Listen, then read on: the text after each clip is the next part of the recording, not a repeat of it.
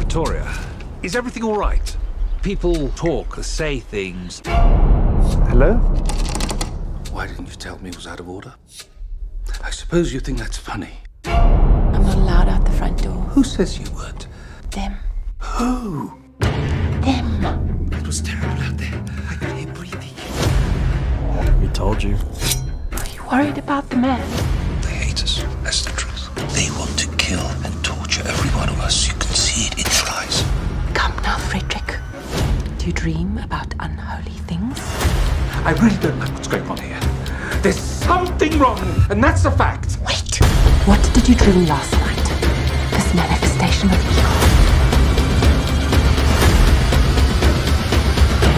You must be delivered from evil.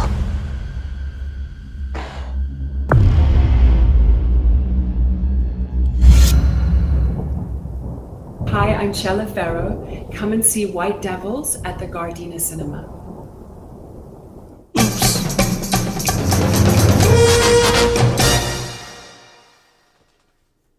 Although edited for television, tonight's thriller contains scenes of suspense and violence which may be unsuitable for young viewers.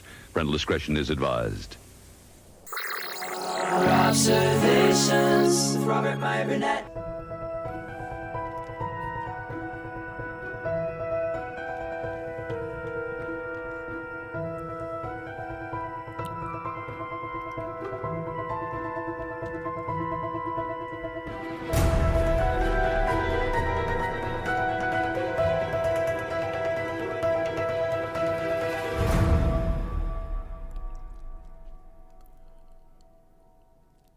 Well, greetings, Imagination Connoisseurs. Once again, it is I, your Duke of Dope Discourse, your master of fun and wonder, your viceroy of verisimilitude, your sommelier of sci-fi and cinema, your evangelist of the imagination, and the perhaps never-to-be-defined existential Mr. Rogers.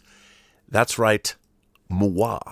Robert Meyer Burnett, your chaos coordinator. That is not a name that was hung on me. That was just, I found this shirt and I bought it. What can I say?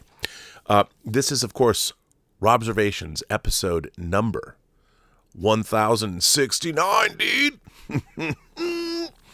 I can't resist. My puerile mind always goes there. Always goes to the gutter I like to play in.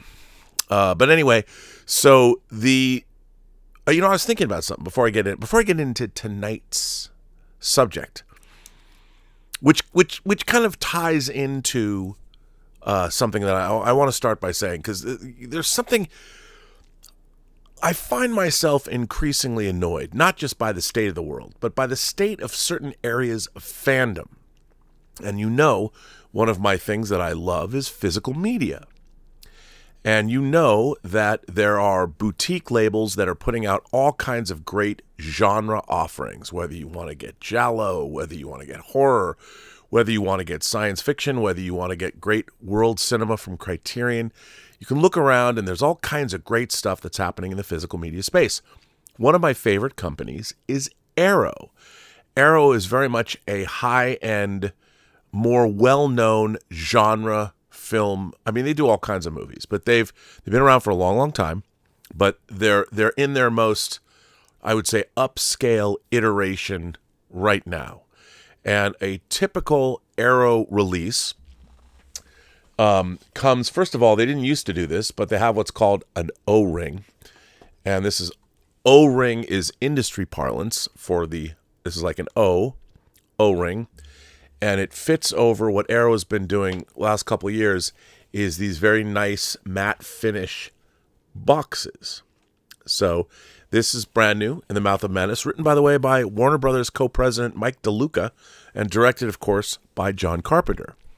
Now, one of the things that Arrow does that I think is neat is they commission brand new artwork for their boxes. Now, some people like their artwork, some people don't like their artwork, depending. I like the fact that their artwork reminds me of foreign cinema, mostly like Polish movie posters. If you are a fan of movie posters, if you look into specifically like Polish movie poster art, it's very, very different than the American key art because you had artists giving their interpretations of the films. There's some wild stuff. So the Arrow key art, the new art they commission is usually pretty wild, but interesting. Now, in addition to that, they include a reversible sleeve, so you get the normal key art. The key art, the word key art is the key piece of art they use to promote a movie, which went on to the one sheet, which was the movie poster, which used to be 27 by 41. Then they lost the borders, and then they were 26 by 40. So here is the actual artwork for In the Mouth of Madness from the domestic release. Okay, so that was, this is from In the Mouth of Madness. That was released a couple of weeks ago by Arrow. By the way, great release, transfer's amazing. It's in 4K if you love this movie. I know writer Mike DeLuca didn't love it as much as he wanted to, but here's the Arrow release. So that's what they put out. Well, last week, they put out Peter Hyams' 1981 Western sci-fi pastiche, Outland. And there's been a lot of people online bitching and moaning and complaining about the Arrow artwork, which in my mind, I saw it, and when I saw this piece of art, I was initially captivated by it, and I thought to myself, wow, this is really a great piece of art done for the film Outland. Now, admit, upon first glance, let me show it to you. Here is, now remember, this would be the Arrow art like they do on their releases, that's on their O-ring, but it will come with the reversible sleeve, so you get the original artwork that you can put on the disc itself. So here is the Arrow artwork for Outland. This was art they commissioned. You see an astronaut falling down. Now, if you know the movie, first of all, if you know the film, I looked at this piece of artwork and I was like, wow, isn't that clever? And a lot of people would upon initial, might want to know, and I'm going to tell you why I think it's clever in a minute. But at first, a lot of people just rejected this artwork outright. They said, we hate this. We ain't liking it all. It sucks. But, you know, there's people that's their initial impression of this artwork for Outland. Remember, Outland came out in 1981. I looked at this piece of artwork, and it's a number of things struck me about this piece of artwork. First of all, it's very heavy metal, if you knew heavy metal. And why is that important? Heavy Metal, the magazine Heavy Metal, they made also in 1981 an animated film, a heavy metal anthology animated film. But why is that important? Well, Outland, the movie, was adapted in the pages of Heavy Metal by Jim Steranko, one of the great comic artists of all time. Now, here is a piece of Jim Steranko art from the Outland comic. Kind of a spoiler alert.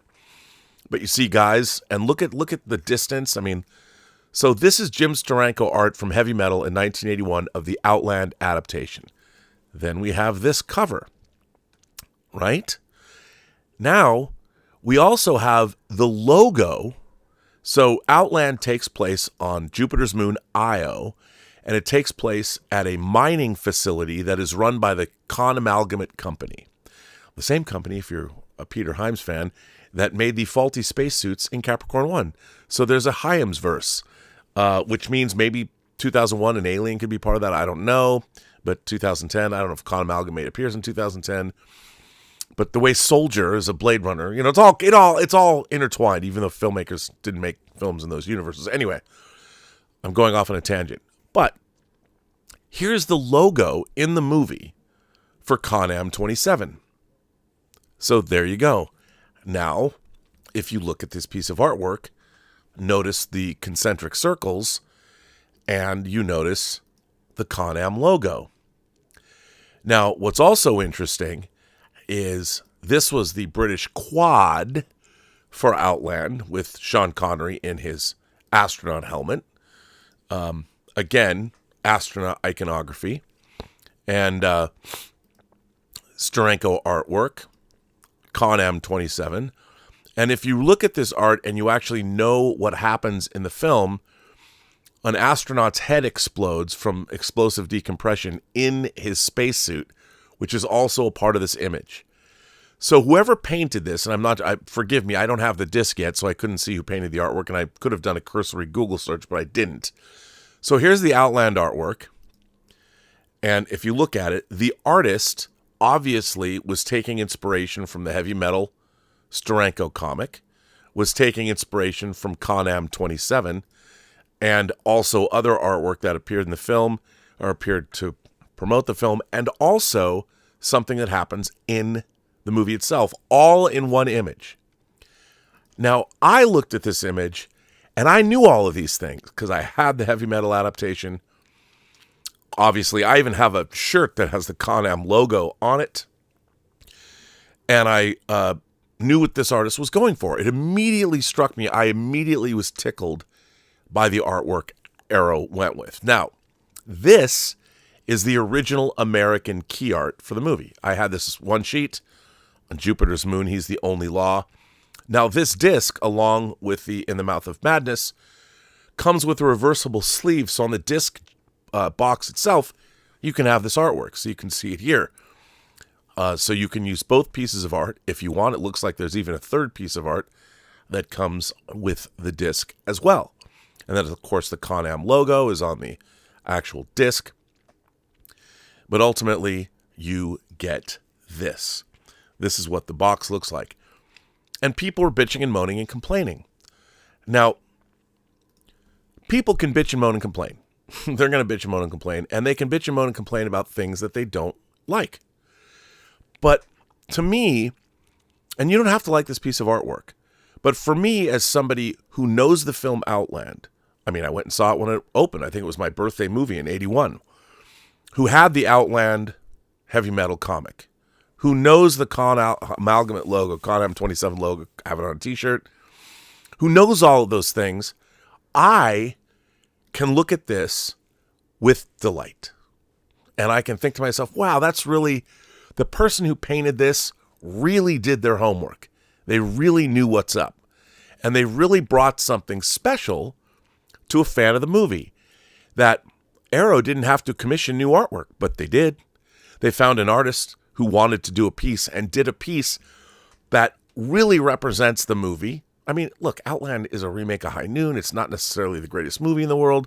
The assassins at the end of the movie are kind of stupid. They don't realize they're in space, but whatever. Still like Outland. But this artwork was cool. And yet I'm watching all of these. Now, again, you can dislike the artwork, but you have to recognize that the artist who did this art really took some time and put some real thought into this sleeve. And for somebody like myself who has knowledge of the film, I can look at this and go, Arrow found the right person. They knew what's up. But what bummed me out is that the people that are complaining and bitching and moaning about this cover don't know any of this. Now, how can you expect people to know any of this? You wouldn't. I mean, you have to know a lot of things to understand how and why this artwork it tickles my fancy as a fan of the movie. But so much of our discourse, especially as fans, are, I think, and this isn't a slam at fandom, but people just don't know enough about a lot of things to enjoy what they're getting, even when they're getting something that they should be enjoying. It's almost like we have a default position to dislike things. Now, it's okay if you dislike this artwork. I think the color scheme is not what you first think of when you think of Outland. You think something more along the lines of this, or more along the lines of Jim Steranko's art. So this is like, what does this have to do with anything? But what I love is that this artwork takes the whole movie, the memory of the movie or whatever, and puts it in a different context, into sort of a fun pop art, Andy Warhol, Czechoslovakian film poster or Polish film poster, European film poster, something that we've never seen Outland have before. So in addition to everything else, it's just something new. And I was delighted by it. And to see people hate it online, I think to myself, you know what?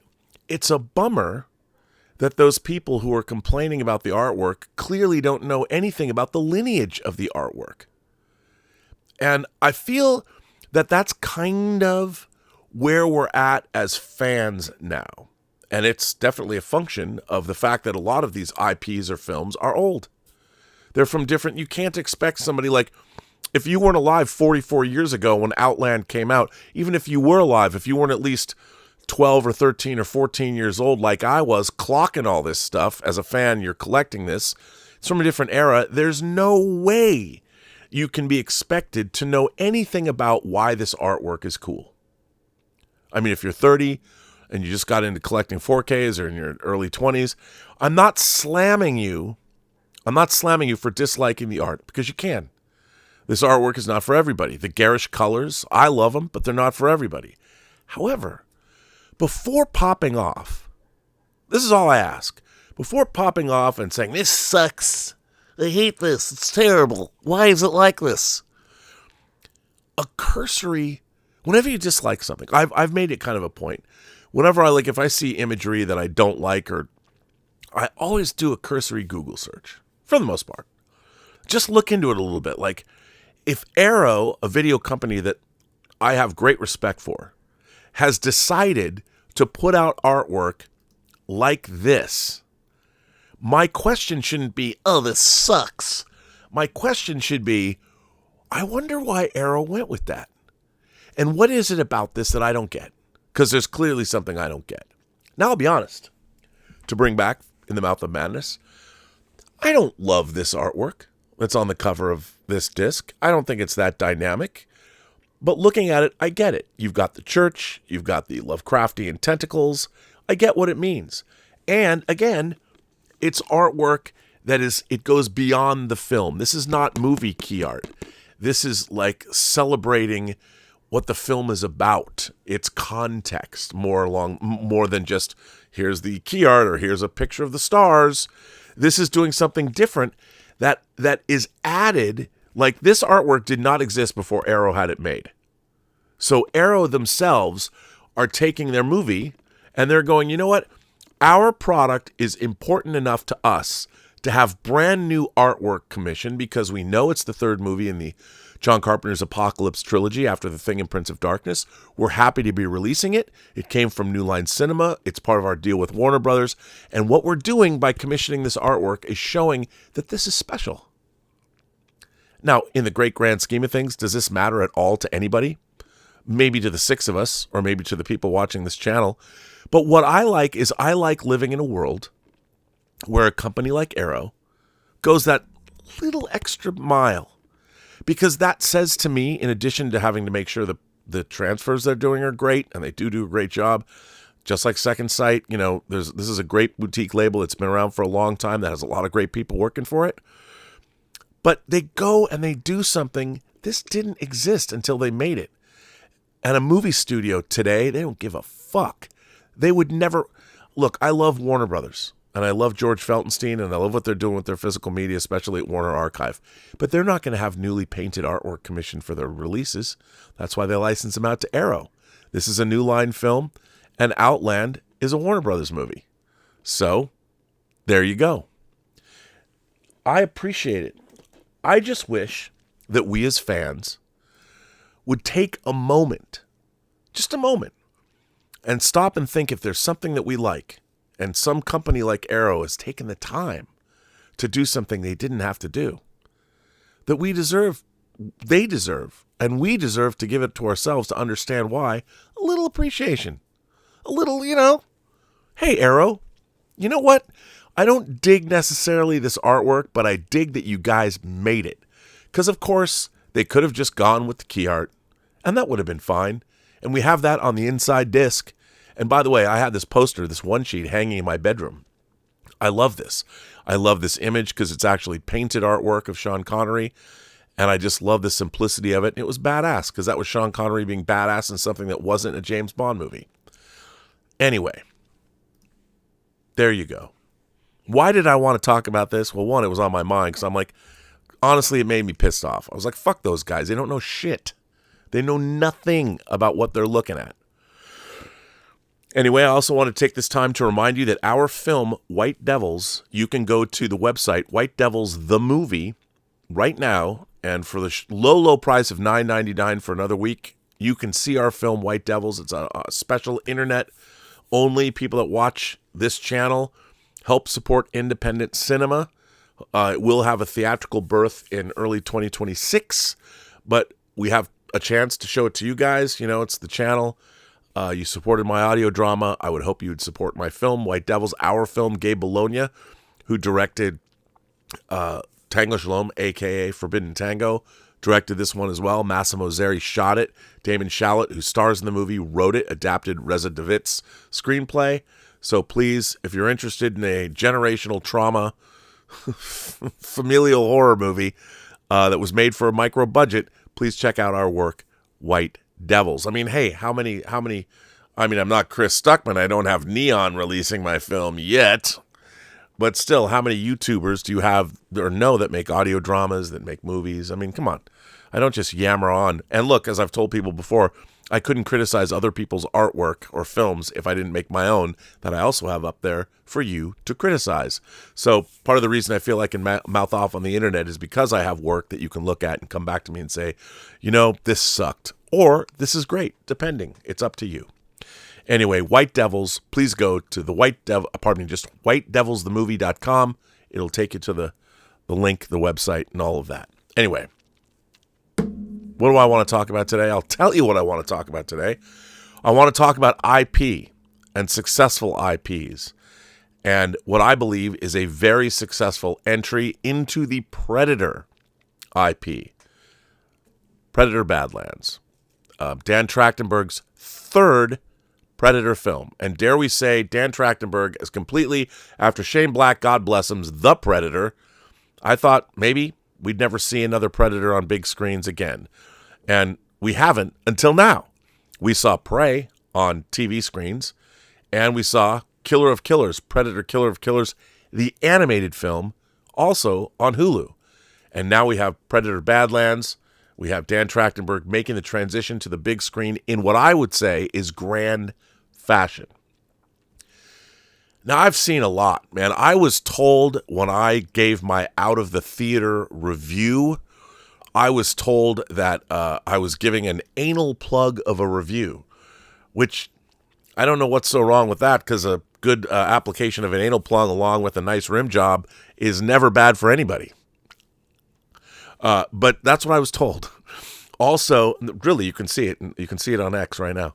And also, there's a lot of people that are saying that they were saying that my opinion is suspect because I like Picard season 3. Well, history, there's a lot of people that might not have, but history has deemed it a success. And I think that Dan Trachtenberg, with the Predator franchise, with Prey and Killer of Killers, certainly deserves our respect because he made 2 movies that I particularly enjoyed. And now, let's be honest, first of all. I saw Predator in the theater when it first came out. It was one of the big franchises that I still saw when I lived in the Seattle area before I moved here in 88. And it was interesting because 88 was when I saw Die Hard, the summer that it opened, at a special screening. They had a screening about a week before Die Hard opened to gin up interest in the public because people forget now, but people are like, Bruce Willis in an action movie? Really? So they had a public sneak to gin up word of mouth. But when I saw Predator, obviously I loved Predator. But Predator is not a masterpiece. You know, John McTiernan had made Nomads, which he wrote and directed, and then Predator was his next film. Predator is a very fun movie. But I don't think it has the most satisfying climax in the world. And I don't think anybody else thinks that either. Predator is by no means perfect. It's awesome, make no mistake. It's awesome. But it's not perfect. However, I would dare say that along with the alien xenomorph, the Predator, the design of the Predator in the movie Predator is easily, I consider the alien xenomorph to be one of the greatest alien monster designs in history. And I think the Predator is right up there. Now, they both have a humanoid shape. You might go further and say, well, you know, I don't know, the monster from the episode Dragon's Domain in Space 1999 was pretty fucking scary too. And the design was not humanoid. But I think nobody the Predator's face, especially, it's one of the greatest things in science fiction history. And the design has pretty much remained unchanged because it's why fuck with perfection? You know, we had Predator and Predator 2. Look, I don't know why this hasn't happened, but I once met Stephen Hopkins, who directed Predator 2, at Golden Apple Comics. And we had a conversation. Somehow I was introduced to him there, and we talked for a long time, and we walked out on the street and talked about, he was very frustrated because the version of Predator 2 that was released, he felt was truncated. That there was like a half an hour taken out of it that shouldn't have been taken out of it. And I've often thought, these are both silver pictures, that Predator 2 and The Adventures of Ford Fairlane that I saw at a test screening, which had also about a half an hour taken out of it from the screening I saw to its release, both of those movies would benefit with director's cuts to go back and add in the footage that was cut out. Now, I get it. The Predator was in town with a few days to kill. Predator 2, I think Predator 2 could be a better movie. And I'm a big Predator 2 fan. I thought it was, what a genius idea to bring, as much of a genius idea to bring a Predator to hunt into Los Angeles as it was to put more aliens in Aliens. The idea was one of the great sequel ideas of all time. I think the movie fell short because they cut too much out of it. It was just, and it moves very quickly, and a lot of people love Predator 2. I love Predator 2 as well because of the lore. You know, you get a little glimpse of the alien. You get the aliens have been around. The Predators have been on Earth before. As Danny Glover gets his gift, we respect you. But what Predator 2 did more than Predator 1 was the aliens, that their name. It established those as characters. They weren't just, the Predator was a slasher, obviously from a very technologically advanced civilization, and came to Earth, obviously, with a faster-than-light ship, and hunted humans. Probably did so a lot. And remember, the Predator does lose to Arnold Schwarzenegger, but in the second film, we see that the Predators, obviously, look, there are things when you read science fiction or you think about world building. When you're watching Predator, there's a lot that's going on there because you think to yourself, okay, this spacefaring race has technologically advanced weapons, cloaking technology, all kinds of, energy weapons, and they're incredible hand-to-hand combatants. So, as a science fiction fan, I was always extrapolating what must their world be like? And are they hunting because from their planet, is this just a Sunday hunt? Do they have to do this as a rite of passage? Like, what's going on? And it wasn't until Alien vs. Predator Requiem, and I've talked about this a lot, where we get a glimpse of the Predator homeworld. I mean, there's AVP, the first one, and then, of course, anybody any genre fan, any imagination connoisseur who was alive in the late 80s and early 90s, we were all reading Dark Horse. There was the adaptation of Aliens, but they were doing their Aliens comics, their Predator comics, their Star Wars comics. Were all written by people that love these franchises. And while not all of them were great, a lot of them were bangers. And a lot of them extrapolated these concepts. The Alien versus Predator Dark Horse comic, why that wasn't adapted instead of AVP, which had all this gobbledygook in it, and alien pyramids and all this bullshit. If they had adapted AVP and made AVP the Dark Horse Alien versus Predator comic, that it would have gone down in history as one of the great, genre mashups. Instead, we got kind of these ridiculous set on Earth in a pyramid, whatever. It's fine. They are what they are. But I love the glimpse of the Predator homeworld that we got in Alien versus Predator Requiem. And it was kind of like one of those cartoons, was it Looney Tunes when the giant rooster, hey, how you doing? And they fight all day, and then at the end of the workday, they both leave as friends or whatever. I felt like that was the Predator that we saw. This poor workaday schlubby Predator is like, oh man, I have to go to Earth. There's some problem on the ship. I don't know what it is, but I have to go fix it. And I've been making jokes about Predators ever since then. Like, because you have a whole world, so there'd be Predator. What's a Predator sitcom look like? Are there Predator metal bands? What are Predator school teachers like? Because you'd have to have them all. They're a race just like we are. They just happen to look horrific and scary. But between the comics, between the movies, between the unspoken things that the on-screen stuff we saw insinuates, all of those things says a lot. You could do a lot with Predators. And I like the movie Predators, that Robert Rodriguez spearheaded. I didn't so much like Shane Black's The Predator, but there's been all of these things, and I would have thought that the Predator concept sort of played itself out until I saw Dan Trachtenberg's Prey. What an interesting idea.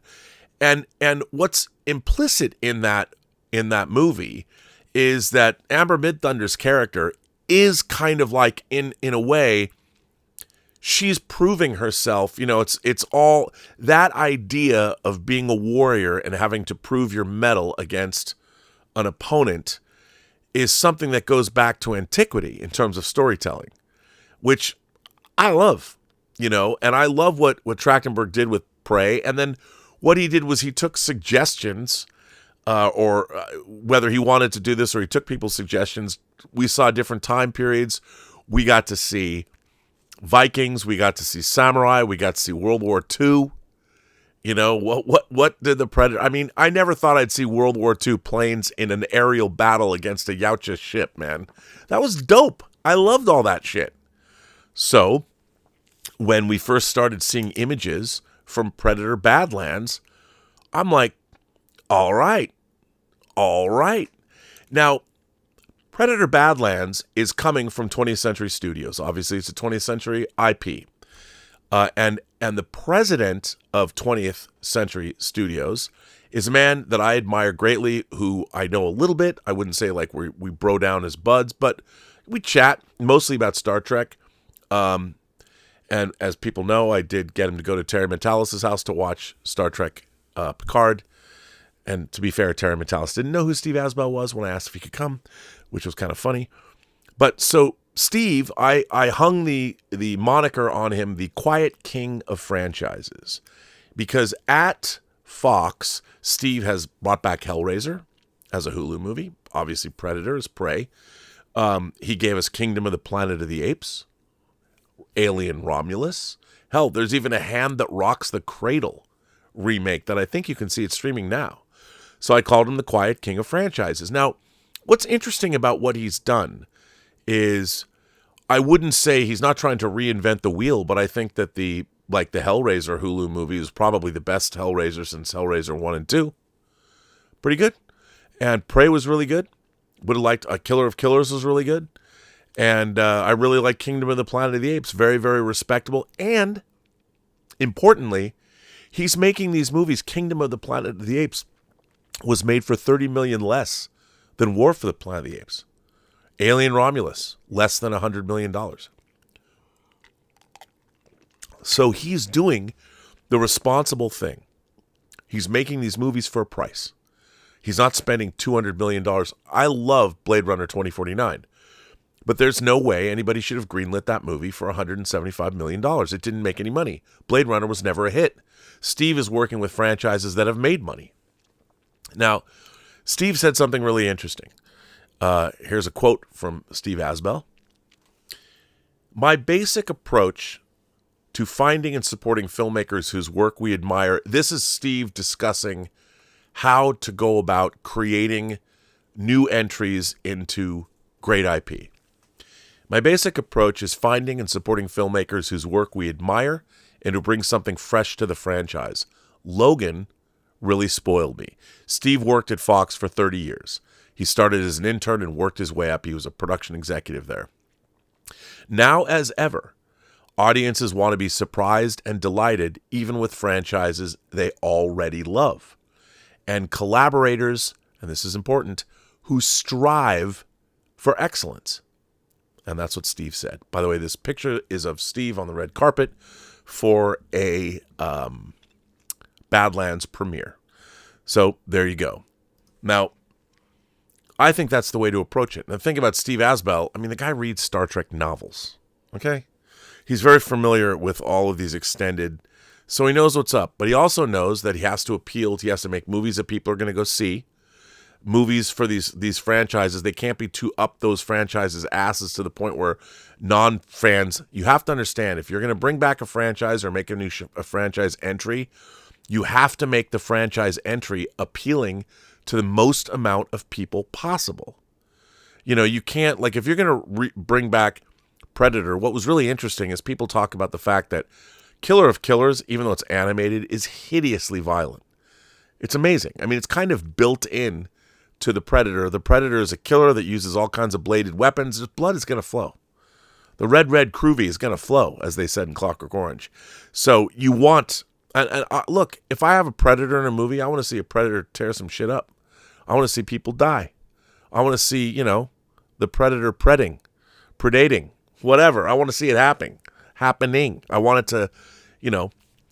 So that's what we got from Dan Trachtenberg. We got a great movie in Prey, and Killer of Killers was amazing. The only thing wrong with Killer of Killers is I would have loved to have seen it in the theater. Now, both of those movies were not made for the theater. So here we come to Badlands. And Badlands was something that we've never seen before. The Predator is not the antagonist of this movie. The Predator is the protagonist. We've never seen this before. This is something new. And we're going to get a look at Yautja culture that we've never had before. And I for one, am in.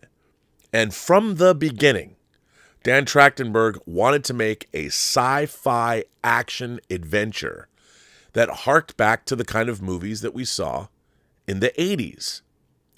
Now, when the Predator first came on the scene in 87. Now, at first, you know, even I was like, I don't know, PG-13 Predator movie? That isn't kind of like what's it going to be, you know? But I kept in the back of my mind that, okay, it's a science fiction action adventure. And I was thinking, is it like After Earth? Like, is it going to be like that fucking movie? Like, you know, what is it going to be? But I, you know, after I saw things, people saw the movie and were coming out and reviewing it and liking it. And everything people said, I'm like, okay. And then last night at the fan screening, you know, I went and saw it, the early fan screening, went by myself. Nobody came with me. And I was delighted. I loved every minute of Predator Badlands. Every minute of it. It started out with a quote from the Predator Codex. Immediately world building. They're world building from the opening. The credits haven't rolled.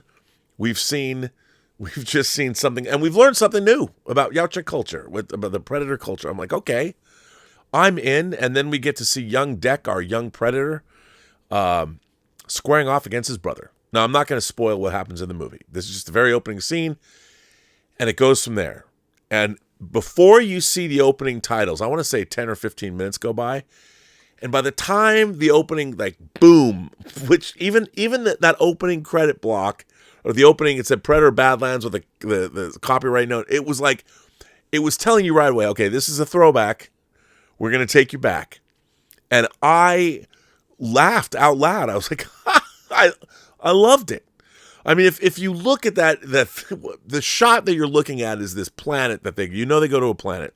But in this planet that the credit appears over, you're looking at this valley where everything can kill you. And there's even stuff hanging from the top of these cliffs, like undulating creatures like that's where they live, and they scoop up passers. I don't know. You never see what that was. It was amazing. I was totally enchanted from the very beginning. I was in, man. I was in this film. Now, when I see movies, I meet them on their own terms. I try to. And, you know, the Predator franchise, you've got Predator, Predator 2, you have Predators, you have AVP and AVP Requiem, you have The Predator, and now we're at Predator Badlands.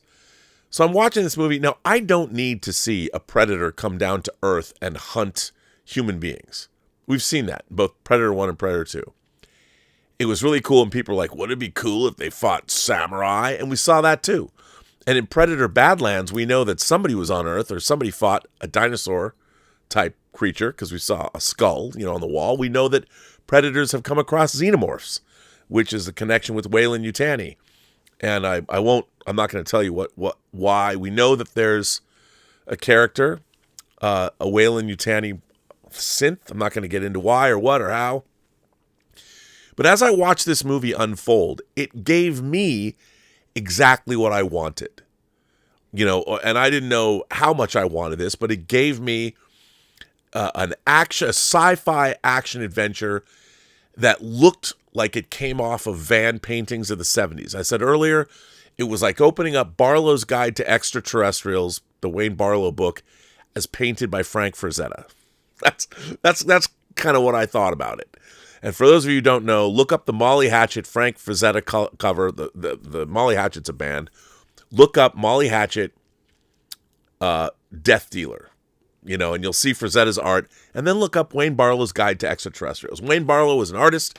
He put out a book called Wayne Barlow's Guide to Extraterrestrials, and he painted all these aliens from different literary science fiction books that really hadn't been seen before in movies. So he painted them.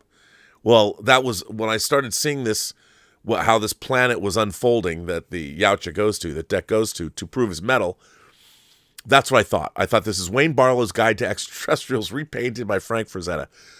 Again, references that not many people maybe would know, but I did.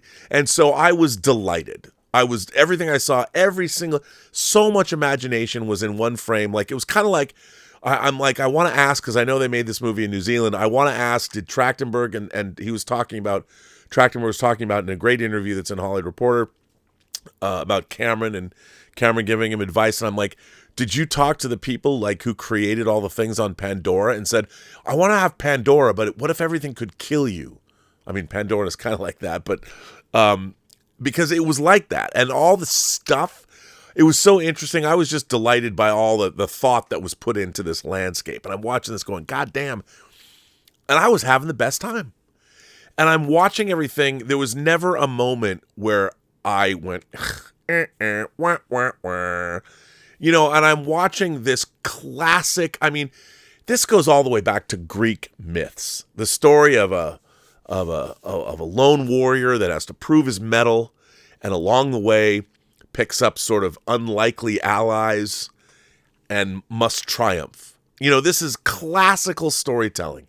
Now, there's going to be a lot of people that I read, somebody on Rotten Tomatoes talked about the Disneyfication of the Predator. Well, I assure you, you watch the first 10 minutes of this movie, there's no Disneyfication. There's people, but you still, if you just wanted to tell a story of this predator, hunting people, that isn't what Dan Trachtenberg set out to do. He set out to make a sci-fi action adventure that had these classical adventuring tropes in them. I mean, there was even a twist, and I'm not going to even allude to where this comes from, but there's a twist in the movie that I probably should have seen coming that I totally didn't see, and I was delighted by it. I'm like, oh, I totally didn't see it. I didn't see it coming at all. And when it happened, I'm like, and I'm a very astute viewer of science fiction, fantasy, and horror, and I'm watching this, and I'm like, this is just great. I was loving everything about it. Now, I wasn't sitting there. You could say, oh, they had to put, Elle Fanning is in this movie because they had to put some girl boss in it. And the way that she plays two roles, I thought was really interesting. I wasn't even thinking in those terms. I don't think that Dan Trachtenberg was either. I don't think he was thinking. He was thinking probably about how can I get some human or humanoid protagonist in this film.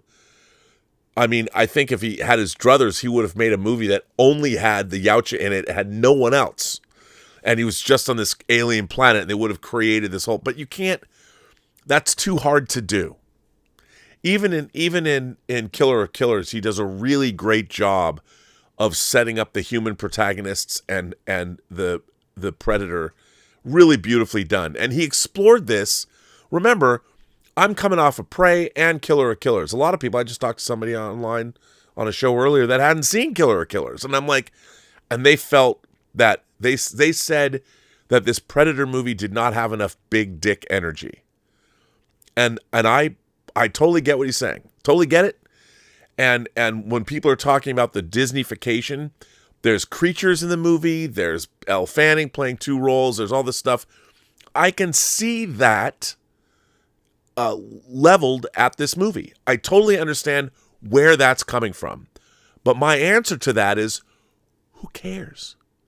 Because the execution of this story, Trachtenberg, overseen by Steve Asbell at 20th Century Studios, made the exact movie he wanted to make. And I felt that when I was watching it. I was completely captivated from that quote, the Yautja quote from their codex at the beginning of the movie. I was fucking in. Now, I have a very extensive knowledge of all kinds of storytelling, especially science fiction, fantasy, and horror storytelling. So I'm a sucker for this kind of stuff. I'm an easy lay. I'll admit it. Just let me get down my back for you. I'll spread my legs and put it where you can. Give it to me hard. Give it to me fast. Give it to me slow. I don't care. I'm an easy lay. And I let this movie have its way with me. And it was glorious. I felt good. And I, to be honest, I had a beer. I had a wine. I had a popcorn. I had some peanut M&Ms. I buy peanut M&Ms at the movie and I never finish them. But I don't even open them sometimes because I'm so, enamored of the film. But I was just in my space, loving every minute of this movie. And when we get to the end of this movie, I never went, boy, this movie just made a huge misstep. When I got to the end of the movie, something happens and I actually busted a gut, laughed out loud, because if you were to ask me if there's a more perfect way that they end Predator Badlands than how they end the Predator Badlands, I would say to you, there isn't one. the end of this movie, and by the way, the way I have to tell you how I felt about the end of this movie. The end of this movie, I'm watching this shot. It's a single shot, and I'm watching this. You're asking yourself, what's literally what's going on? And somebody says something, and you see, and I lost it, and then the credits start rolling with that. The score is great. So I was delighted. I take a lifetime of interest in science fiction, fantasy, and horror. I take a lifetime of interest in comics. I take a lifetime of interest in the music and everything I love, all the pop culture that I love and all the mythology that I've read and everything into a movie like this, and I am delighted. I didn't think it needed big dick energy. I didn't. I thought there was plenty of big dick energy at the beginning, but this was a different thing. This was a story of survival. It was a tale of redemption. It was a coming-of-age story. It was all of those things. And I think it worked incredibly well, and it gave me the kind of jolt that I would get from movies in the 80s. And I said on my Out of the Theater review, I love Fright Night. Fright Night is kind of funny. It's got a little goofiness in it, but I think it's a great horror movie. You have to have faith for this to work on me, Mr. Vincent. And this movie was like that. It was wildly entertaining on a number of levels. And it reminded me of Ghostbusters. It reminded me of Back to the Future. It reminded me of Fright Night. It had that buoyancy, that fun. I had fucking fun watching this movie. And, it's so funny. People are like immediately on Twitter. It's like, oh, you're a shill. Nobody pays me for my opinion. I can't be bought off. I really can't be. I'm going to talk mad shit about what I want to talk mad shit about. You can't buy my opinion off. And why would I shill for something? You know what I shill for? Movies I like. I want to see more movies like this. More movies where an auteur, granted by the power that Steve Asbell has to give him, there's a reason why Dan Trachtenberg has made 3 Predator movies in 5 years? Prey, Killer of Killers, and this. Like Killer of Killers, I'm like, how'd this get made? They had a great idea and they made these. It's so cool that it got made.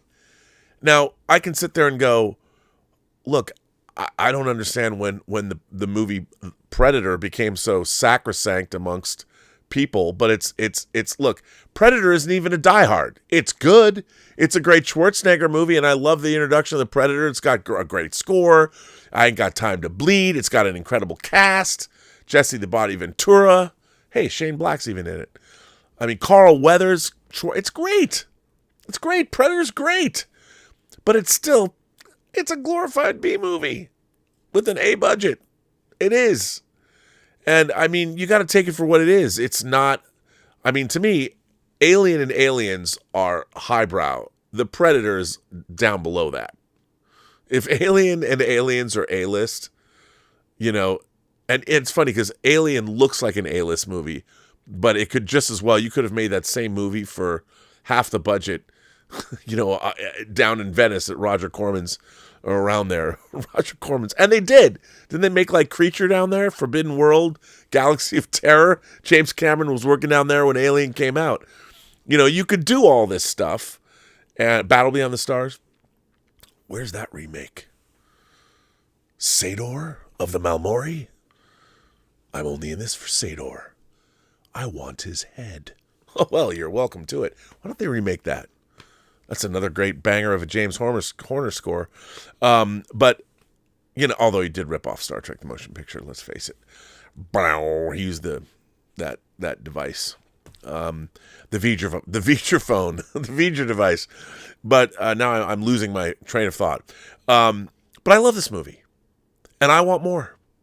You know, and I was surprised at how low the tracking is. And I think everybody's afraid that this movie is going to go the way of Tron Ares and not make any money. And that would be a shame. Because I was thinking about my 8-year-old self. If I was 8 and I somehow was going to convince my mom or dad, my dad would have taken me to see this movie, by the way. It would have been like the greatest thing ever. This movie was way more satisfying than Jurassic World Refund. No, that's not fair. But it was. This movie was so entertaining. I loved every minute of this movie. And it really appealed to a lifelong love of all of this kind of material. This is a movie for imagination connoisseurs. It was conceived as such. And the Quiet King of franchises, Steve Asbell, made it happen. And now he's probably going to have to report to his bosses, the overlords at Disney, why it didn't make or win the box office. Look, man, if I could generate some word of mouth, go see it. Go see it for yourself. And if you don't like it, tell me. What can I say? But what I do think about this movie is I do think it shows, and I think what Dan Trachtenberg has done with his Predator trilogy, shows what should be done with our venerable IPs. You cannot deny that Dan Trachtenberg brought his own vision and his execution to bear and made 3 banger Predator movies. You might not like them all, but you got to give it up for him because he was able to bring his vision to the screen. And I think it says a lot about how Steve Asbell at 20th Century Studios allowed Trachtenberg to do it. After Prey was so well received, like, what are we going to do next? You know, and it shows an example. And I think if you look at what Steve Asbell's doing with Kingdom of the Planet of the Apes, with Alien Romulus, with Hellraiser, with Hand That Rocks the Cradle, there is an argument to be made that these all could be called rather middle of the road in a way. They're safe, and I do think they're safe. I think Predator Badlands is a safe movie in terms of the choices they made. But, you know, you don't have to make martyrs in the Predator universe in order for something to be edgy. A Predator movie doesn't necessarily have to be edgy. It's got to be entertaining. The first Predator movie was wildly entertaining. It had humor in it. I mean, sure, the Predator was really vicious and killed people in the most vicious ways, which was cool, but it was an R-rated action film, you know? And I don't think 20th Century Fox were coming out and going, yes, this movie has so much to say about existentialism and where man's place in the universe. No, it was about Arnold Schwarzenegger and his ripped buddies getting torn up or getting ripped up by the Predator. And so I would say that Predator Badlands takes the entire Predator mythos and expands them in a way that will allow look, if you don't want to see another Predator movie after seeing this movie and you get to the end, I don't know what I can tell you. I don't know what I can say. But I do have some articles that I wanted to read. And what I thought was really interesting about this Predator movie was I thought it would appeal to younger people. Gen A, certainly, but maybe Gen Z. And so I found some things, and there's even some charts that I want to go over. but I thought I'd read these articles to you. I got 2 articles about IP. Before I dive into them, I'll see if anybody has anything to say, if anyone's done any super chats or anything. Because, yes, people have. Oh, wow, a lot of people. Mix Minister Mike has joined the channel. Well, thank you, Mix Minister Mike. Film Guy J has become an imagination connoisseur. Draft Picchio says, do you think it was a huge miss not to have prime Dwayne Johnson versus The Predator as a summer blockbuster? Well, here's the thing. If you do that, the question you should be asking yourself is, how would a movie with Dwayne Johnson facing off against a Predator be different than the original Predator film or different than Predator 2? I don't need to see that movie again. Dwayne Johnson fighting a Predator, he's not going to lose because he's Dwayne Johnson. So you're going to fight a Predator and maybe it'll be interesting. But to me, I think that the Predator franchise needs to grow and go interesting places. Look, after this movie was over, I was saying, here's if someone said to me, Rob Burnett, we're going to anoint you with an idea. You get to pitch an idea for the Predator franchise. What would your idea be? Here's what my idea would be for a Predator movie. The Predators have an army. They're a planet. They have an army. They've probably got military. You got a team of colonial marines and an elite force of predators, Yautja. And they have to both team up and surmount something going on. If you want to make that something going on, if you want to know what my dream mashup would be, my Sandy Kalura mashup, I would take colonial marines and predators, and they have to train like in Dirty Dozen. They have to figure out how to work with each other. They'd have to, and you'd have the scenes where all they're meeting and they're working together. And what would they be doing? Well, I'll tell you what I would have them do. One of the things about Alien, and Ridley Scott said, one of the things that we need to know is, who was that space jockey? Who was the space jockey? And where was he going? Now, my whole thing about Alien was I never thought about the space jockey, except in this way. I thought, on this alien derelict, there was thousands of alien eggs. Thousands in that gigantic chamber. That was a big ship full of thousands of eggs. And Ripley even says it in Aliens. There were thousands of eggs there. Thousands. Where are they being taken? I mean, clearly they were beautifully arranged in a ship. They were going somewhere. Prometheus didn't even begin to answer those questions. So they were being taken somewhere for a purpose.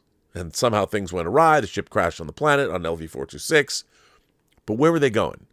And if you look in Aliens, the aliens are building something. You know, they're building a hive. Well, maybe you're taking 1,000 alien eggs someplace and you're making sure that they infect the native population, whatever's happening, and you need an army of aliens to do something. What do you need an army of aliens to do? Maybe to build whatever it is that they're building. What is their purpose? What do alien creatures do? They're a perfect organism, as Ash says. Well, you'd figure out, I mean, I won't tell you what my reasoning or what I would have them do, because I do know it. But these aliens, whatever was going to happen with that ship and alien is happening. And these colonial marines and this Predator special forces unit have to go stop what's happening with thousands of alien eggs. That would be that's my idea that's my premise. So you'd have predators fighting against or with humans against aliens. So anyway, B Things says, I frequently think that high school should include education of 20th century pop culture. I even felt this way in high school 15 years ago. I'm with you 100% on that.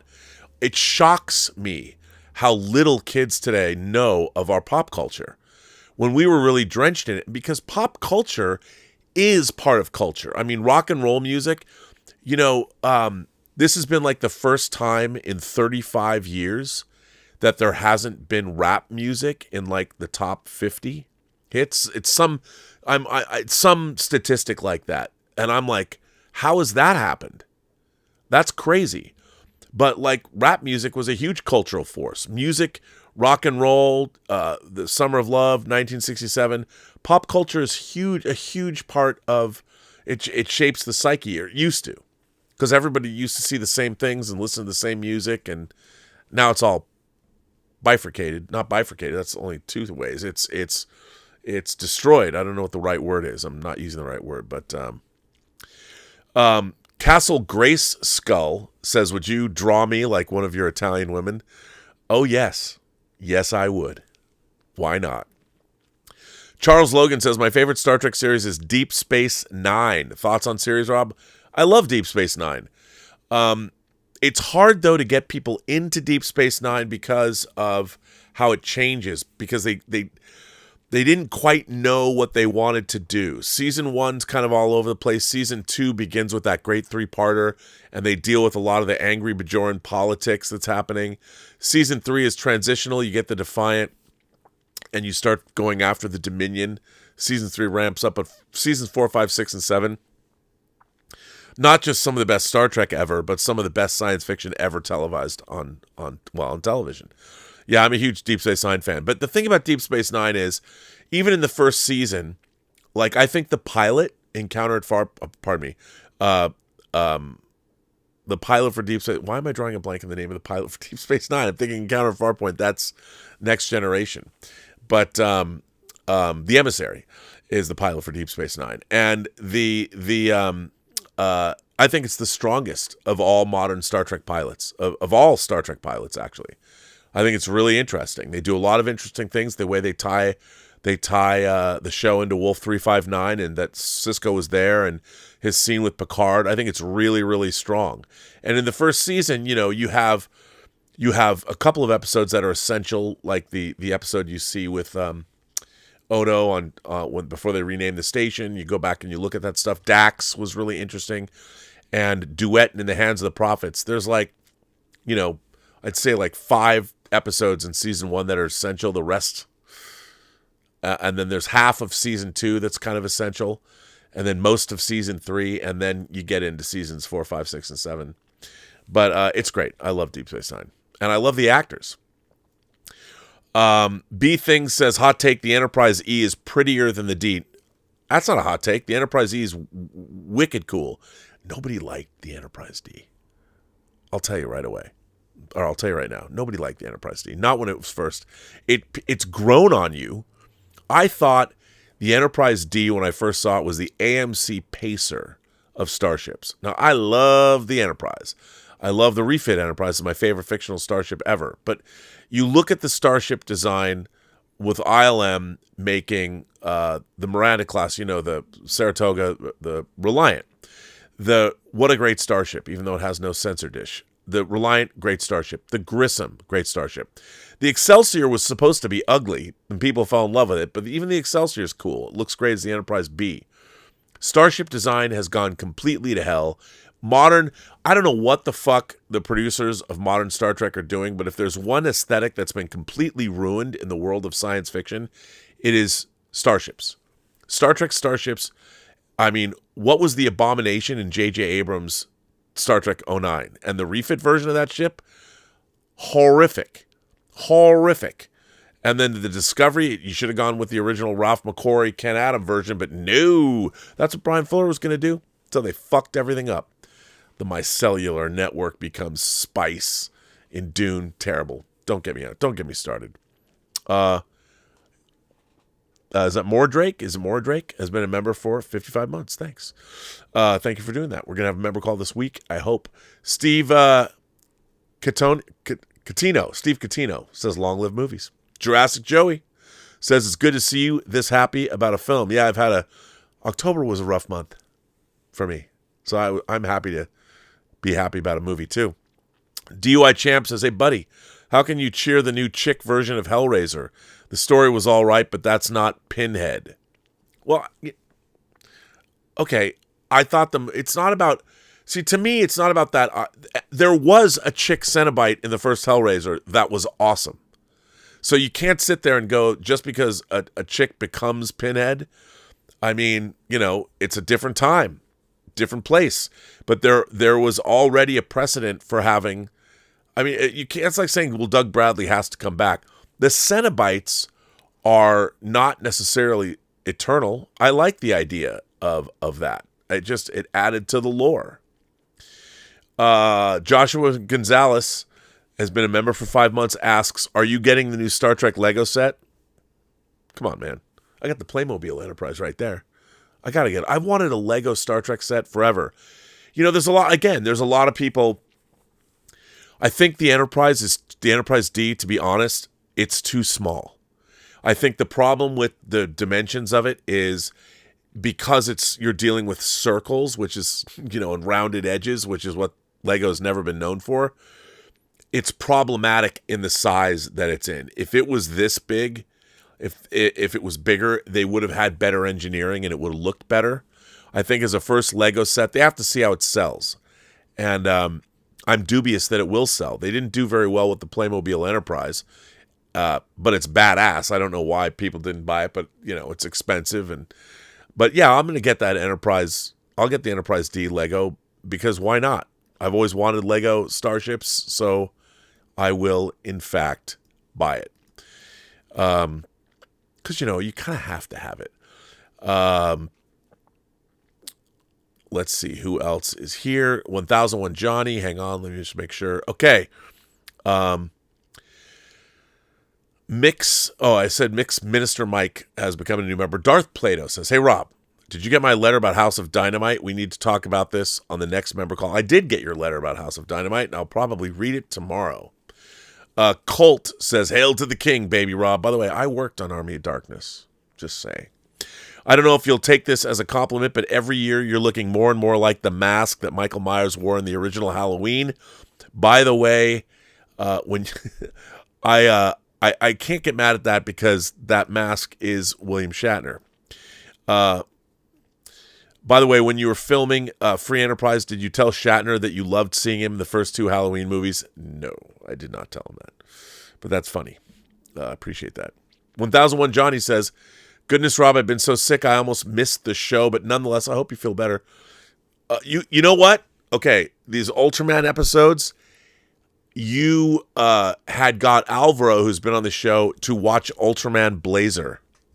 So Alvaro will come on and talk. We had a long conversation about Ultraman Blazer when he watched it. So 1001 Johnny, who's the Ultraman fanatic, says he wants everybody, not just me, to watch Ultraman episodes 10 and 14, the mysterious dinosaur base and the Pearl Defense Directive, and then episode 20, the monster is a giant shooting star in Space Ultraman Omega episode 2, the alien, the scholar, and I. So there you go. There's no punctuation there, so I don't know what it is. I keep forgetting. I mean, what can I say? But I hope you feel better. So now we're going to jump into these articles, which I thought were interesting. The first is, of course, you don't know, of course, because you haven't seen it. Now, I found this online. You know how I like. This is on a site called Habbo. I don't know who wrote it, unless it says it at the bottom. But I will. I took the charts that are in this article, and I made extras so you can look at them. So here is the chart. This is the first chart that's in this article. This article is called Connecting with Gen Z Through IPs. Gen Z is rapidly emerging as a pivotal segment within the entertainment industry. Despite being in the early stages of their wealth-building journey, their distinctive socio-demographic characteristics drive substantial investment in entertainment activities. Their entertainment consumption is notable mainly because 78% of Gen Z participated in out-of-home entertainment in the past year, significantly higher than the national average of 68% in the United States. This high engagement, coupled with their promising economic outlook, positions Gen Z as an important audience for industry stakeholders. However, capturing the attention of Gen Z is challenging due to the information overload they experience. Constantly bombarded with information and advertising, innovative strategies are required to connect effectively with this dynamic and discerning audience.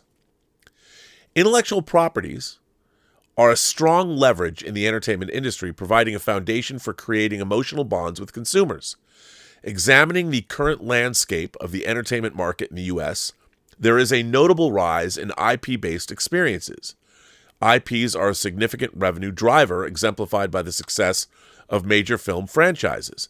In 2021, 79% of the revenue from the top 100 films at the U.S. box office was generated by franchises. Also, IPs enhance consumer appeal, reducing the inherent risks in this unpredictable and highly competitive industry. 43% of musicals on Broadway are based on IPs. That's wild, 43%, underscoring their widespread appeal and strategic importance. Not all IPs are considered equal, and this is where the Hobo IP Index provides valuable insights. It's Habo, pardon me. The Habo IP Index. The Habo IP Index, our powerful tool that reveals the commercial potential of various IPs, shows that IPs are great assets to engage young audiences due to their strong attachment. Selecting an IP that resonates with them offers experienced producers an opportunity to connect with this audience. In fact, Gen Z uniquely prefers immersive experiences. They are 60 times more likely than other generations to have attended an immersive experience in the past year, underscoring the importance of IP-led immersive experiences. That is very interesting. I did not know that. And here's the next chart.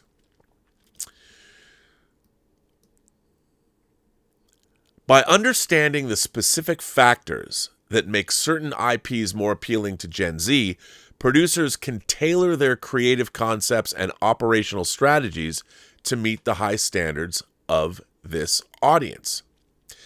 The Habo IP Index revealed that Gen Z and millennials are most attached to the top U.S. IPs.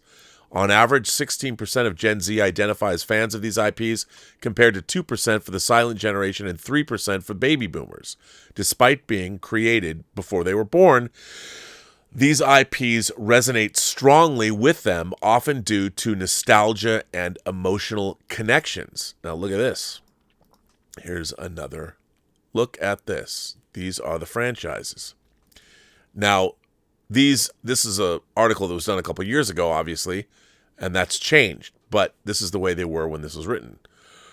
Despite the level of interest, to maximize the commercial potential, IP owners and producers should consider the motivators of this generation while creating and producing their offerings. To effectively engage Gen Z, these key observations must be considered. The top IPs among Gen Z have successfully transcended generations. Many originate from the late 1990s and early 2000s, maintaining popularity through sequels, spin-offs, and extensive merchandising. Examples include The Lion King, The Simpsons, Star Wars, and Titanic. Nostalgia plays a significant role in Gen Z's attachment to these IPs. Responses often highlight the impact of growing up with iconic characters and stories, such as SpongeBob SquarePants and Spider-Man. IP rankings can improve due to trends and current events, reviving interest. For example, external factors like Johnny Depp's lawsuit and the passing of Chad Boseman, the lead actor from the Black Panther, have influenced Gen Z's perceptions of related IPs. Given Gen Z's deep connection to social media, tapping into current trends can attract short-term attention. However, creating lasting, impactful experiences requires careful consideration of an IP's long-term relevance to this audience. Beyond selecting an IP, the creative concept and operational elements are equally essential. Through multiple studies, we've identified key factors that Gen Z considers when choosing an entertainment experience, especially IP-based ones. Gen Z seeks captivating and here's what's captivating and entertaining experiences are. Hang on a second. We've identified key factors that Gen Z considers when choosing an entertainment experience, especially IP-based ones. 1, that it's captivating and entertaining. 2, that it has perceived value. 3, it has overall quality. 4, proximity and convenience. And 5 is involvement in the storyline. Gen Z seeks captivating and entertaining experiences that meet their high expectations, and incorporating intellectual properties into entertainment experiences presents numerous opportunities for success. The Habo IP Index highlights the potential of reaching Gen Z through the top U.S. intellectual properties. However, meeting their experiences and expectations requires a nuanced approach. The creative concept and operational execution must resonate with this audience. marketing and creation and production and strategy need to align with Gen Z's high standards to ensure engagement and satisfaction. While IPs are valuable, they must be thoughtfully integrated to avoid a one-size-fits-all approach, ensuring relevance across different market and consumer segments. Now, why did I like that? Why did I like that article? Look, we are seeing an explosion of new IPs that are not legacy IPs. K-pop Demon Hunters, building off the K-pop craze. We have a whole generation of people that, look, I've always believed that every generation needs its own IP. I think the John Wick IP is something that is really one of the only new IPs we have that is domestic in origin. Everybody else is milking IPs that are decades old. John Wick is a product of the 21st century. We have 5 movies and a TV series. That's pretty good. Now, if you look at what Gen Z is watching or other people, they're looking for things. What is popular? One Piece. You know, you've got, and that's, people think things coming from Asia. A different sensibility, which is not the sensibility that all of these IPs came from. That's why I say one of the things about Predator Badlands that's interesting is it has a much broader appeal than the original, say, Predator did. It has a lot more elements in it. The idea of a young person trying to prove themselves. The idea of finding a disparate group that you belong to, your own sort of tribe. There's all kinds of elements. I mean, the first Predator is great, but it's essentially, man against a predator. There's not a lot to it. The most interesting thing about Predator is the predator itself and the society and where did it come from and why does it come here and how come it has all this advanced technology. And that is the thing that makes that movie so interesting. I mean, it's better than Arnold Schwarzenegger fighting a bear. That's the difference. It's the predator that makes the difference. It's an alien. Schwarzenegger's going to kick ass, but basically Arnold Schwarzenegger is doing what he does for his entire career since Conan the Barbarian. Whether you're watching Commando, whether you're watching Red Heat, whether you're watching Kindergarten Cop, whether you're watching The Terminator, you know that Arnold Schwarzenegger is going to kick major bootay. But that's it. And if you look at a movie like Predator Badlands, and by the way, Arnold Schwarzenegger brings that big dick energy. He comes in, he might not be as pretty, but he's a really handsome guy, and you know that he can kick some major ass. But when you look at Predator Badlands, the most interesting thing about the Predator movie is not Schwarzenegger, and then it expands the mythos. The comics expanded the mythos, and yet Predator Badlands did more to expand the Predator mythos than ever before. That's why I liked it, because the thing I wanted to know most about the Predator and the Predator movie was about the Predator itself, and we've learned a lot more. Especially Dan Trachtenberg's taught us a lot. Prey builds on things we learned in Predator 1, Predator 2, and even Predators. And of course, you get to Killer of Killers, and we learn all about stuff that happens, how the Predators have been coming to Earth for centuries. And in a way, they almost kind of play fair, And Predator Badlands is an extension. What Dan Trachtenberg has done is expanded the Predator mythos and made it palatable for a new audience in a way that doesn't disrespect or take away from the Predator itself. The way that the people that make Star Trek now, who did Discovery and Strange New Worlds, completely destroyed the character of Spock because they didn't understand the character. Whereas I would say the exact opposite has been true of Trachtenberg. He understands the character a lot and has imbued the mythology with a lot more, just like the comic book creators were doing at Dark Horse. So I think, it's important. Now, this next article I wanted to read about IP. Now, this was from August 1st, 2001, and it's written by Matthew Ball, and I think it comes from his own website. And I love this because it's on the absurdities of franchise fatigue and sequelitis, or what is happening to the box office. Now, remember, this is from August 1st, 2019, so it's 6 years old, but he's going to touch on IP storytelling, Disney, and film. I just wanted to read this because I thought it was interesting. Every few years, A single theme dominates all analysis of the domestic box office. In 2013, the focus was on the supposedly, but not actually, unprecedented number of summer box office bombs. 2014 was dominated by the then DreamWorks Animation CEO Jeffrey Katzenberg's declaration that movies are not a growth business.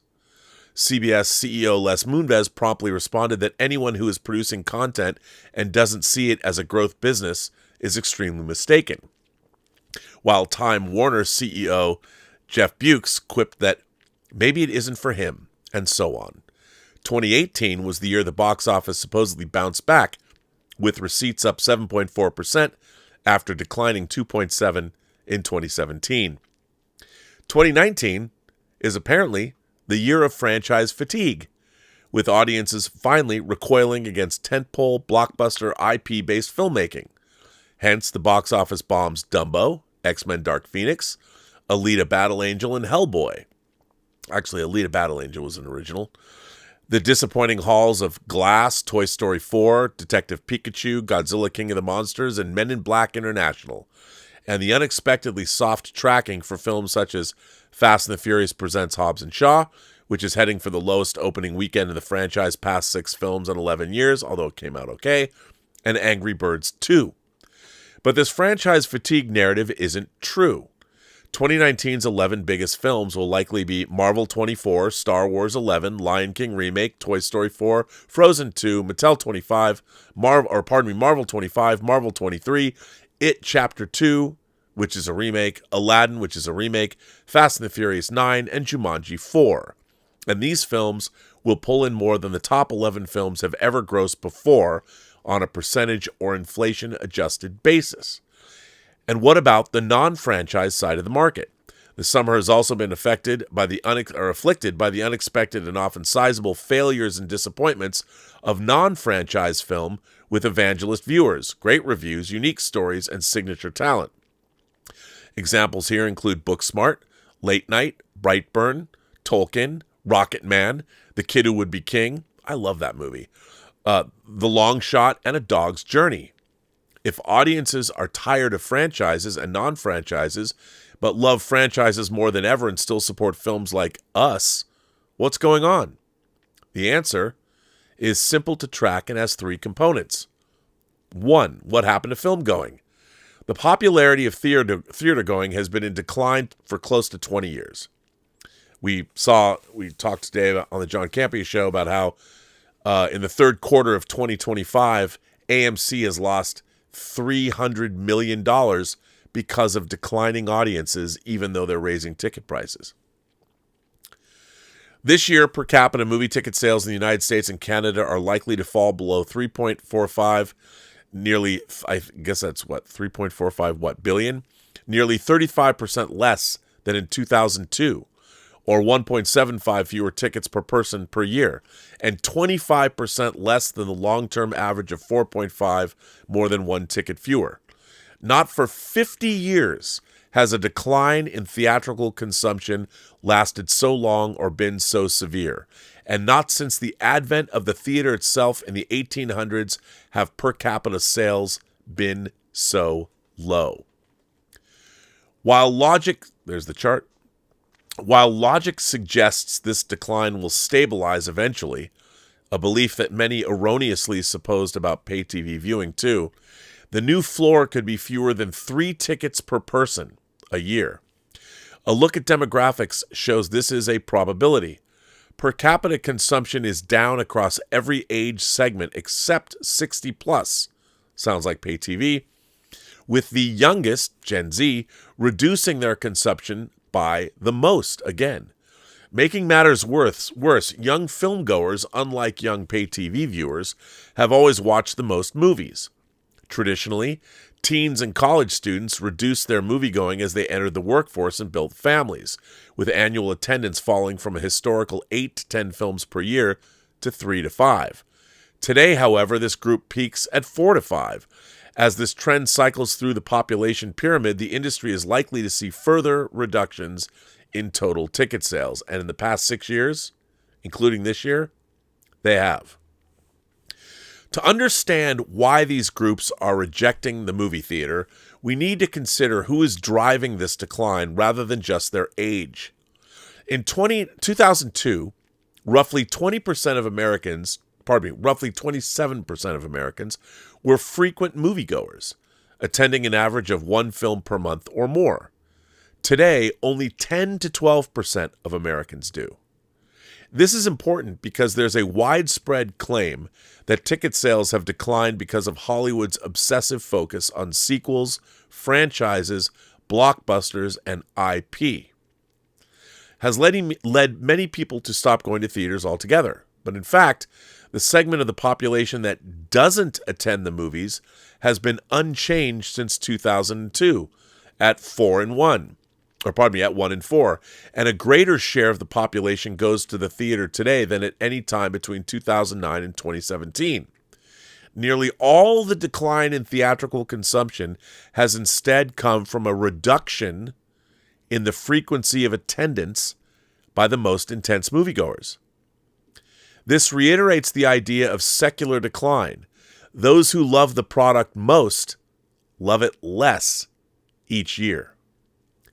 Some claim this reduced appetite stems from ever-increasing ticket prices and forced upsells via IMAX 3D-only screenings and VIP seatings. However, this doesn't hold up to scrutiny.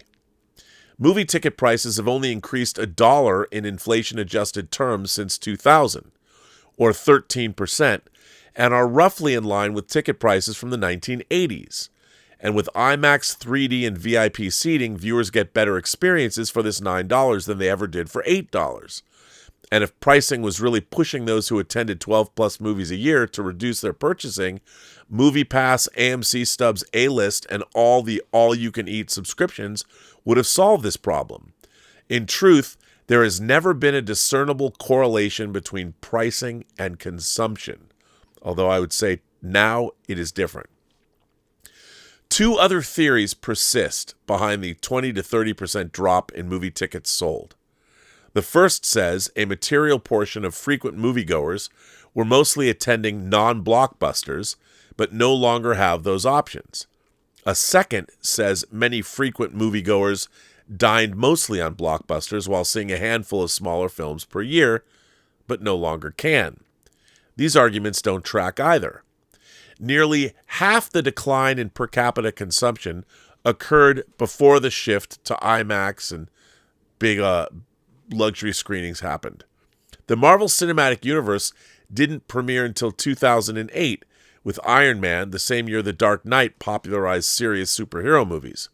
Avatar came in 2009, as did Disney's purchase of Marvel. Disney didn't purchase Lucasfilm until 2012, with its first Star Wars release coming out 13 days before 2016.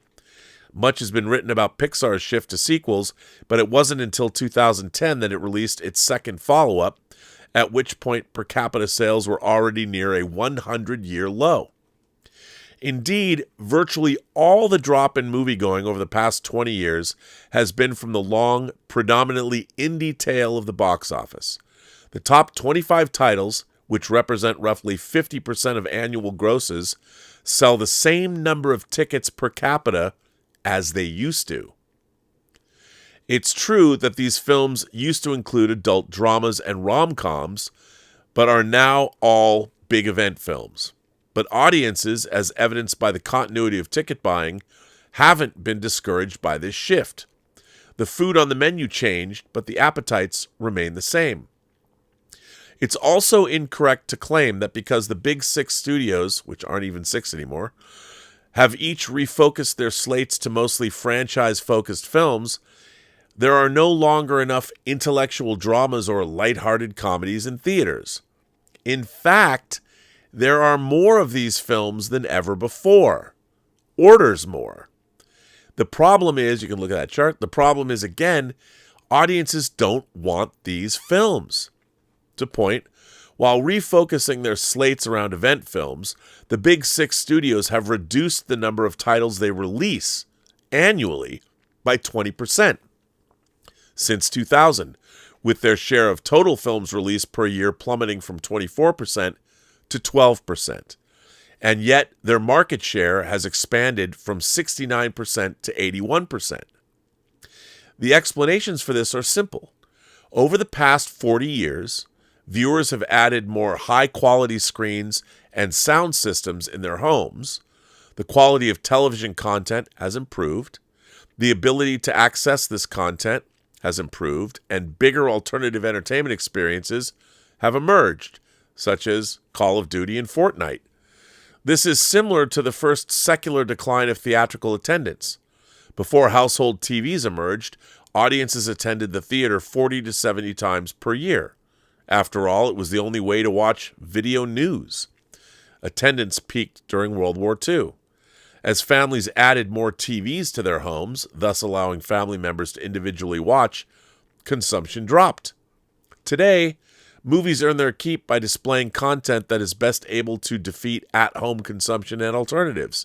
To persuade audiences to turn off Netflix, get in their cars, drive to a movie theater with convenient showtimes and available seats, park, buy $10 tickets, or sit through 10 minutes of commercials and 20 minutes of trailers as the adjacent seats fill up with strangers, watch the film for 150 minutes while holding off the restroom, then drive home.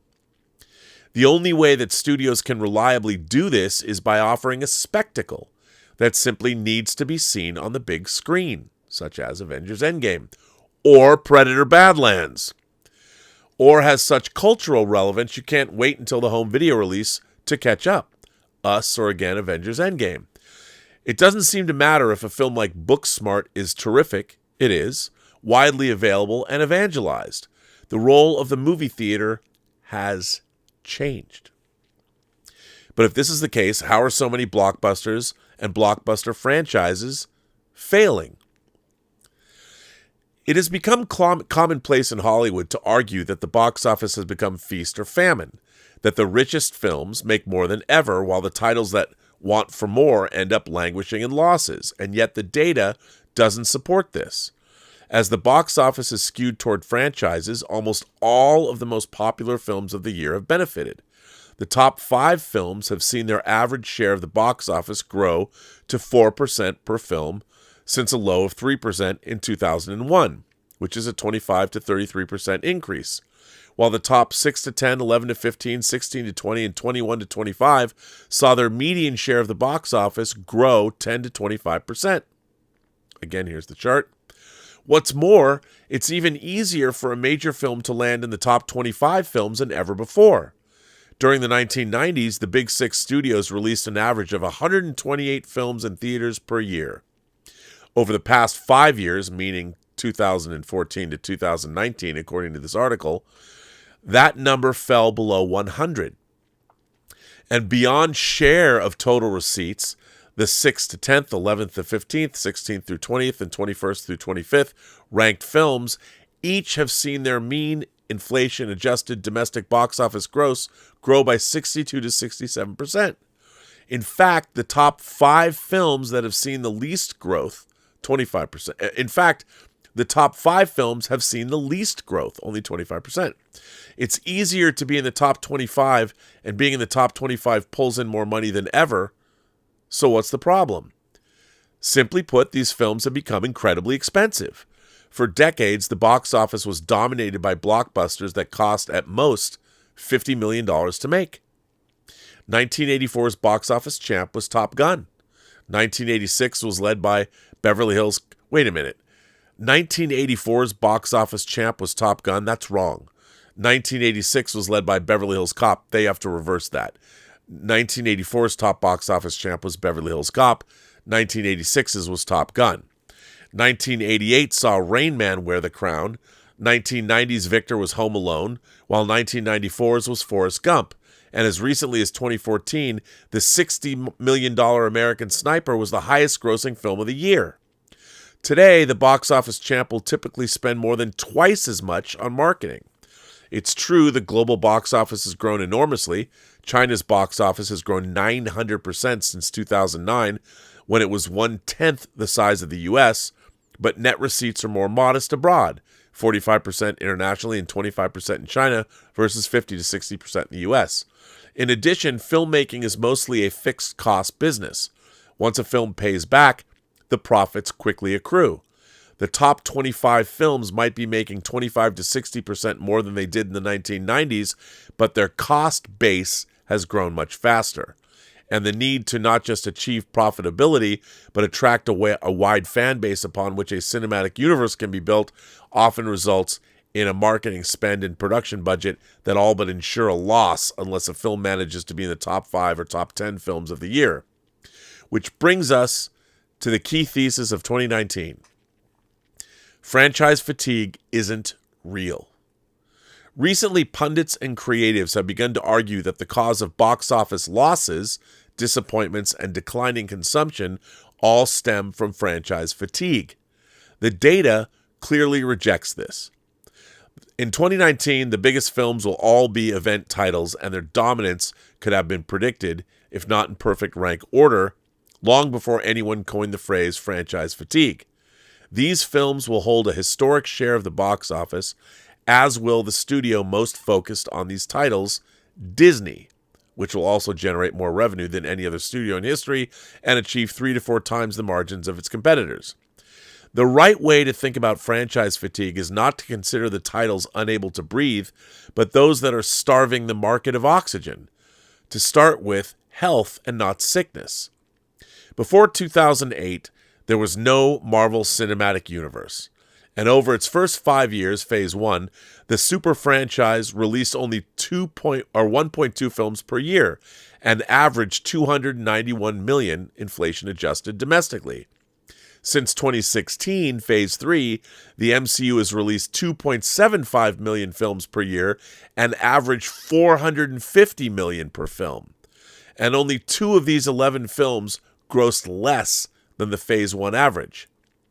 The MCU's ability to increase output by 130% and increase unit performance by 30% should itself defeat the idea of franchise fatigue, especially given it operates in a market where several other comic book superhero franchise films still thrive, Deadpool and Aquaman. But the more important point is that today the average film isn't just targeting a record low of 3.5 tickets per person, down from 4.5 tickets, but the 3.0 tickets left after the Marvel Cinematic Universe. And even this is too narrow.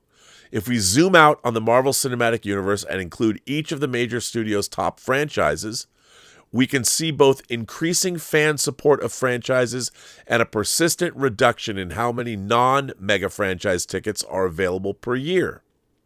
This isn't to say the performance of every franchise isn't variable. Even the most celebrated franchises, such as Star Wars and Marvel, swing wildly from film to film. But we're now in a market where these titles are collectively, on average, sucking up more and more of the box office, even if many of the individual titles are failures. In 2018, aspiring franchises such as Robin Hood and Pacific Rim weren't going after those 3.5 tickets, but 2.3 tickets. And look at this chart. And as frightening as this chart appears, it's still overly optimistic about the portion of the annual box office that's truly available. Pixar's annual releases have a floor of around 1.5 even when they're wholly original, like Inside Out or Up, as its films act like a Pixar brand franchise, and Disney's princess series, such as Tangled or Frozen, takes up another 1%. The addition of secondary franchises such as Universal's The Purge or The Conjuring further reduces available capacity. The ever-increasing share of the box office held by major franchises doesn't mean we won't see new franchises come and old franchises go, some stall and decline, or would-be blockbusters go unnoticed, while sleeper hits dominate the zeitgeist. That's the circle of life. To view these changes or the total hit-to-miss rate of franchise filmmaking as evidenced of franchise fatigue is to focus on the wrong side of the equation. Audiences don't control how many franchises are in the market, nor how many films they produce, how frequently or how well. What they do control is what share of their tickets go to these titles, and these figures keep going up. And as long as that happens, we'll see even more attempts at franchises, even if the losses from failure continue to swell and the odds of success decline. The economic imperative has become too strong. Why spend $50 million on a film that, at best, might return $25 million when you could spend $200 million and, if it works, build a franchise that might generate $100 million twice a year from spin-offs, de-risk the launch of future sequels, and produce more ancillary profits with merchandise? It no longer matters if audiences don't want a given franchise. They're going to get it. And if they've already rejected it once, they'll get it again. What should studios make instead? Non-franchise movies that are wanted even less? This is why we see such oddities in the marketplace today. Lionsgate wanted its own Avengers, so audiences got a realistic adult take on Power Rangers, as well as Robin Hood and His Merry Men. The 2014 reboot of Teenage Mutant Ninja Turtles fizzled after its 2016 sequel, so Paramount put it back into development for yet another reboot, and has set up several writers' rooms to try and cross over its Transformers, G.I. Joe, Micronauts, Visionaries, Knights of the Magical Light, Mask, and ROM franchises. Universal's first attempt at the Dark Universe failed with 2012's Dracula Untold, so it tried again with the more expensive The Mummy in 2017. It failed, so the studio sent the IP to Blumhouse to try a third time. Fewer would have said audiences wanted another Men in Black, but its IP, and so a new film had to be produced. An anonymous Sony executive told The Hollywood Reporter that the movie needed to be a greater reason to be after it disappointed at the box office. Warner Brothers recently rebooted its Batman franchise for the third time since 2005. This sort of strategy can be viable in growth markets. It won't work in a contracting one. Audiences today are too ruthless with where they allocate their tickets, and while it helps to have a baked-in audience via IP, at least 5 million people will go to an X-Men film, the baseline interest required for a film to work keeps going up. Even Disney, which is likely to achieve 30% box office shares this year with only 8 films, 3 Marvel films, The Rise of Skywalker, Frozen 2, Toy Story 4, Aladdin, and Lion King, is beginning to face the upper limits of how many tickets it can sell before it's simply cannibalizing its own films. Part of the solution here is SVOD. In the years to come, we'll see the major studios shift even more of their films from their theatrical slates to direct to SVOD, making the idea of PVOD, day-and-date theatrical and home video releases, and shortened theatrical windows all irrelevant. This shift will be driven by double-ended trends. On the front, the theatrical window is only going to become more ruthless in the years to come and remains incredibly expensive due to exhibitor revenue shares, and theatrical ad costs. On the back, SVOD will soon become the single most important goal for these media companies and the primary driver of executive compensation. We see teases of this already with Disney. For one, the company has shifted films such as Noel Claus and the live-action remake of Lady and a Tramp to Disney+. One has to imagine titles such as Christopher Robin, Mary Poppins Returns, and The Nutcracker in the Four Realms would never have seen theaters had they been produced in 2020. More importantly, Disney's Marvel Studios has shown no desire to further increase its annual film output, despite acquiring the rights to Fantastic Four and X-Men franchises from 20th Century Studios. Instead, the studio will be making miniseries and mid-budget films exclusively for Disney+. Remember, this article is from 2019. To date, most direct SVOD releases have been films without the courage to take their swing at the box office. But in the future, we'll see those that wisely know not to. Another great opportunity is pricing. As audiences reduce the number of tickets they purchase per year, their willingness to pay for the films they do see should, by definition, increase. And data backs this up. Since 2000, per capita spend on films has been relatively flat at $33 to $36 per year. This means the consequences of reduced attendance have primarily hit exhibitors, movie theaters. Fewer trips means fewer hot dogs and bags of popcorn, but the net receipts to the movie makers has been the same. In the years to come, the major studios should and likely will push prices even higher, perhaps through higher minimums or flat-out per-ticket charges than traditional revenue shares by exhibitors. We might even see a film studio launch its own ticket subscription service rather than an exhibitor group. After all, if Disney holds 40% of the box office, that's a far greater share of movies watched than any one exhibitor delivers. Perhaps Disney Plus Plus? That long article came from Matthew Ball. I mean, obviously, it's still food for thought. I would say now there's just less people going to the movies. Because as the years go by, movies become less and less relevant to people going out and seeing them for the first time on opening weekend. What does this mean for IPs like Predator? Well, already Predator is opening to, I think, what people are saying is a thud. The day it opens. I mean, today is Thursday. It hasn't even fully opened tomorrow. And tracking is calling the movie kind of a disappointment, which I think is insane, especially for a movie I enjoyed as much as I enjoyed it. It's I think, a really wonderful time at the movies, and seeing it with an audience is essential. An audience that'll have fun. But who knows? Maybe it wasn't meant to be. Maybe the studio took the wrong lessons away from Prey and Killer of Killers. Maybe the Quiet King of franchises, Steve Asbell, is going to have to chalk this one up to an L. I hope not. I'd like to see word of mouth turn this movie around and it'll become a hit and defy tracking expectations. I think it deserves it. I think it's fun. If I had my own kids and they were 8, 9, or 10, I'd take them to this movie. I think they'd love it. If I was an 8-year-old and saw the level of carnage in this film, I would have loved every minute of it. But who knows? We'll see what happens. I don't know. All I can tell you is that I really did like Predator Badlands a lot. It tickled my sci-fi action adventure fancy. I got to see predators in action again, different kinds of predators with different armor. I got to see synths. I got to find out what Weyland-Yutani was up to.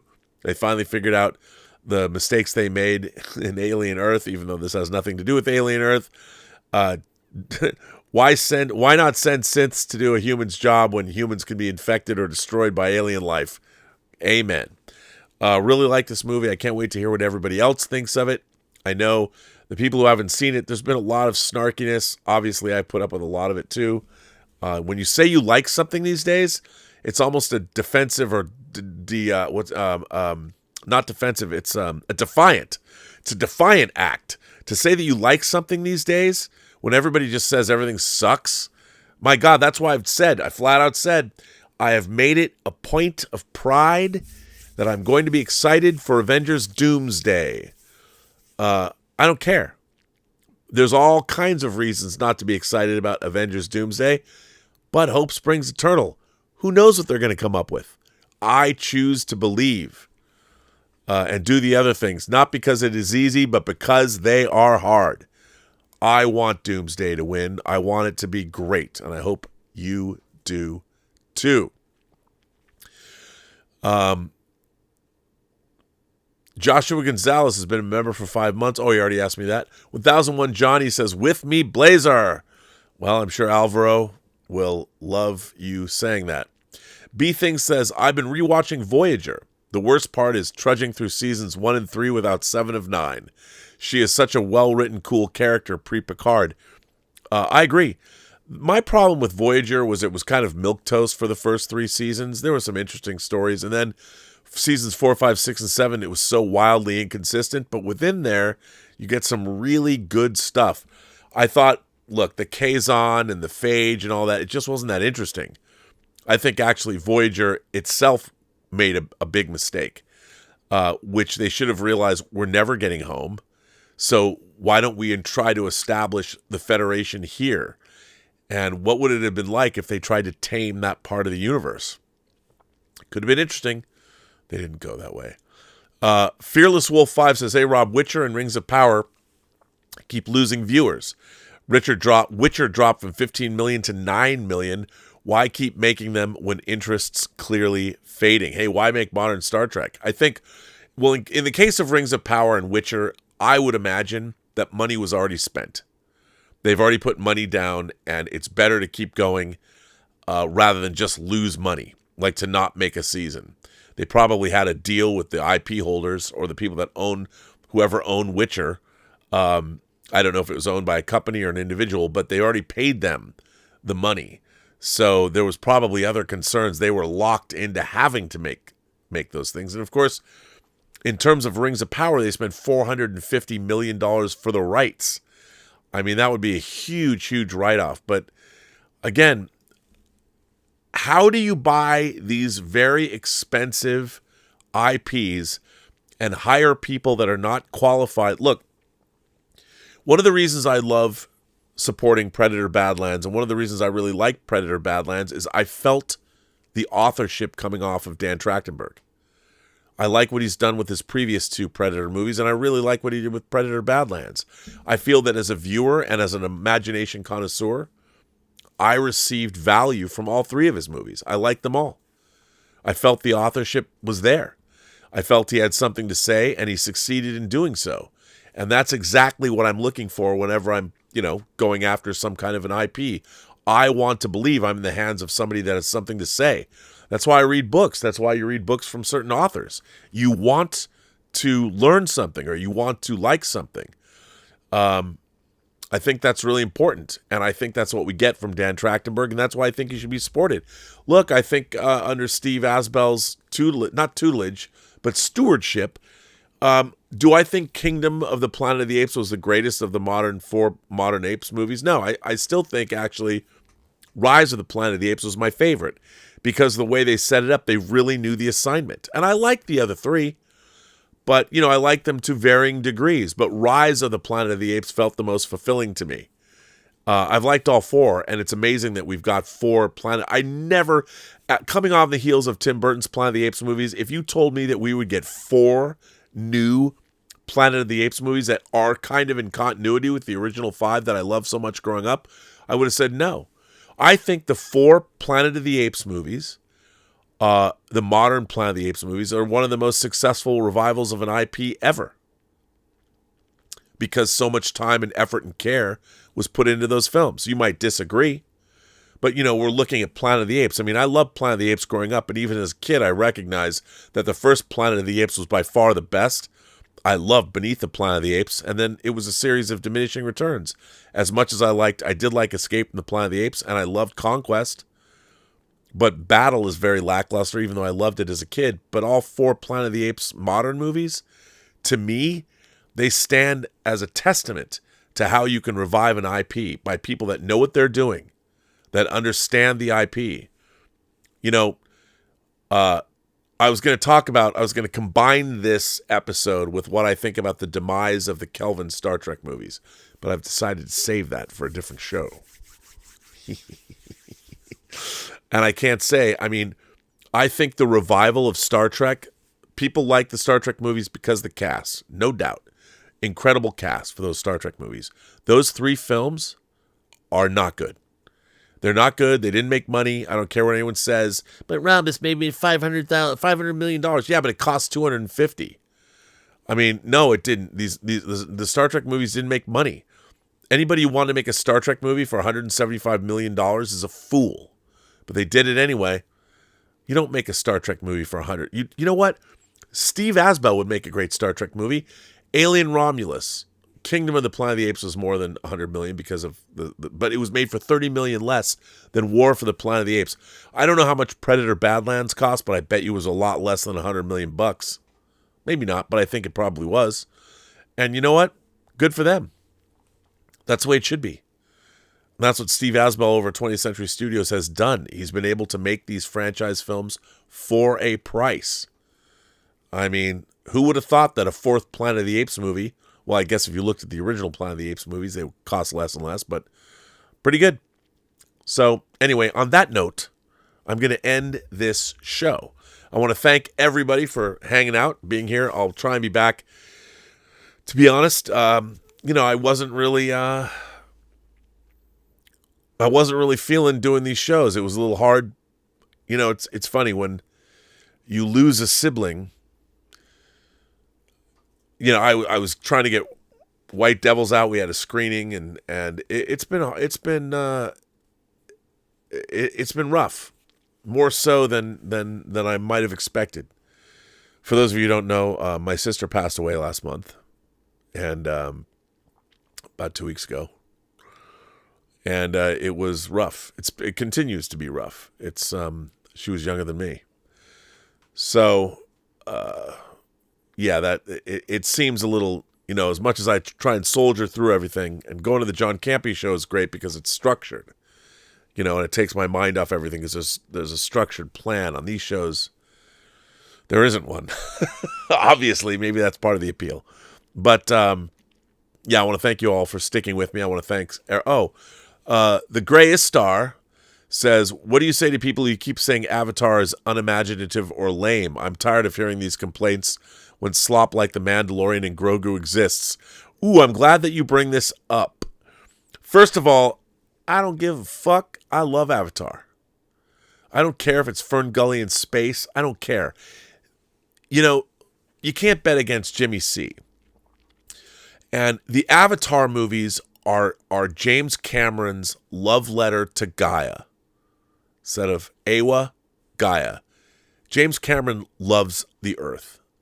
And he is making a series of wonderful, family-oriented science fiction films that are imaginative in the extreme, that go back to, again, like Predator Badlands, classical storytelling, and is telling a simple story to understand in grand fashion. And I look at those movies with my jaw on the floor. When I saw the first Avatar, I couldn't believe it. That scene when they fly for the first time in that movie, that is everything I love about science fiction, fantasy, and horror writ large on the big screen. I loved it. I still love it. And it's fantastic. They're fantastic. And by the way, they showed a new trailer for Avatar: Fire and Ash in front of the movie last night that had a really interesting twist. And I'll say it because it was in the trailer. That kid, I forget the kid's name, the human that was that was left on the planet in Way of Water. He is mutated by Awa or whatever, and is mutated to the point where he can now breathe Pandoran air without a mask, which is a really interesting twist. Now, it does kind of look like in Fire and Ash, we're going to see the humans come back and they're going to fight another big battle, and maybe that will get a little boring, but I want to believe that there's a twist, there's something more going on here, and bring on the Mordor Na'vi that your God has no dominion here. I love it, man. Bring them on. Bring on the Mordor orcs. Bring on the Mordor Na'vi. I can't wait. So, look, I don't know why people say Avatar is unimaginative or lame. They've literally designed an entire planet's ecosystem. I often ask, my default position has always been, because there was so little science fiction, fantasy, and horror when I was a kid, that I could, first of all, most of the horror was rated R, so I couldn't see it. And there was so little science fiction. When something did come out, it was Logan's Run, which I was 9. I got to see boobies, beautiful boobies, the love shop, and I was like, wow, that was sexual activity in the pink smoke over there. I loved it. It was great, but it wasn't exactly the kind of fare you run home and tell your friends how awesome it was. Boobs are always awesome, but I loved Logan's Run, but there wasn't much of it. And I look at Avatar and I think to myself, man, what is not to love? What is not to love? And unimaginative is such a weird thing to say, because familiarity doesn't necessarily mean something's not imaginative. It's the way things are presented. We've had stories that go back to the dawn of time, but we keep retelling them because you find new and interesting ways to retell them. And I'll tell you something. You watch those Avatar movies in IMAX 3D, they're just jaw-dropping. They're the most enchanting things ever. I can't believe what I'm watching. I know how hard it used to be when I worked on Superman Returns. The effects guys were talking about the big breakthrough they'd made to create ocean water look real. Because if you go back and you watch, like, The Perfect Storm, it doesn't look so real. And whether it was using subsurface scattering or whatever techniques they were using with particle programming or particle programs, by the time you get to Way of Water and you see how realistic those oceans look, you know how far technology has come. It's amazing. Sonny Dominguez. Hello, Sonny. What did your sister think of having such a fanboy for an older brother? Any geek things you shared in common? None. My sister and I shared very little in common other than the fact that we did like people and we like to have a good time. It was interesting because I was not, I mean, I always had a lot of friends. I always had I was a pretty monogamous. I usually had a girlfriend, and I worked a lot. So I was always doing things, and I was on student government and wrote for the high school newspaper, and I was always out and about. I was going to film festivals and stuff. So I think it wasn't so much a geeky thing as it was more of just extremely interested in something. Because for me, it wasn't just Star Trek and Star Wars and horror movies. There was a lot of that, but it was also the Seattle International Film Festival, where I would see, 150 or 200 movies in a month that were from all over the world, and they were predominantly not genre material. And then I really liked music a lot, so I was always going to concerts, and I was always buying. I'd come home every week. I'd make a weekly trip to Tower Records, and I was buying 12-inch remixes from around the world and listening to music. So I was never, and I had lots of friends. I mean, I was always out and about. And every weekend I worked, and I was always at someone's house or at a party or something like that. So I was never a geeky fanboy. I was, but I hid it well. The y'all, is that what the all Yankee? Sorry for your loss, RMB. Thanks for all that you do. Thank you. I appreciate that. Yeah, it's a weird thing. I mean, my mother suffers from dementia, and my sister's gone. And while I have, other friends and family, my core family, it's strange. It's like being an orphan. I was talking to my mom today, and she doesn't have much of a short-term memory, and I can't have a substantive conversation with her. It's just a strange thing. The Gray Istar. I'm glad you brought this up. You just reminded me what I wanted to say in your last post. The Gray Istar says, being forced to watch the Mando Grogu trailer in cinemas for the next 6 months sucks. I have to tell you. So the Mando and Grogu trailer was in front of Predator Badlands. It looks terrible on the big screen. And the final shot when the AT-AT, first of all, why are AT-ATs on that little ledge? Well, I don't understand. But the big effects, the big wow shot at the end when it's falling off the cliff, I noticed last night the snow is it looks like it's salt or sugar or something, and it's falling off. The scale's wrong. And it doesn't look good. The Empire Strikes Back in 1980 looks a lot better than those AT-AT effects did on that Mandalorian and Grogu trailer. I was shocked. I don't know if that's an all CG shot or it's a model shot, but that movie does not look good. I know it's just a teaser trailer, but following up the Mandalorian and Grogu with Predator Badlands, which is infinitely more interesting than what you saw in any of that trailer for Mandalorian and Grogu, I don't know, man. Yeah, that they gotta recut a trailer that is interesting, because that does not look good. Not good. Anyway, on that note, everybody, let me just make sure I've got y'all. I think I've got everybody. Again, I want to thank you for being here. I want to thank you for your ongoing support. I very much appreciate that. And if I might implore you, if you're so inclined, please go to White Devils the Movie, or you can look on my social media for the trailers, for the links. If you're so inclined, hey, if you want to watch a weird little wicked movie, please watch White Devils. And you can find that and come back and tell me what you think. If you hate it, tell me you hate it. If you like it, tell me you like it. I will say this, I think the performances are terrific, and it'll give you food for thought. It'll be available for another week, and then you won't be able to see it for a long time. So check it out. I mean, come on, how many YouTube channels other than Stuckman's has a feature film to watch and an audio drama? You can go hear our audio drama at truenoir.co. Somebody asked, by the way, I'm in the middle of making all the perks. It's taken me a while. to make the perks, but the perks are really cool.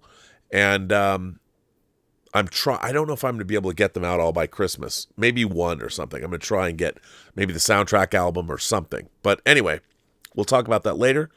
And on that note, remember, every person you meet has a story to tell that you have yet to hear, and all you have to do is listen. And with that, I say to everyone, have a better night, and thanks for being here.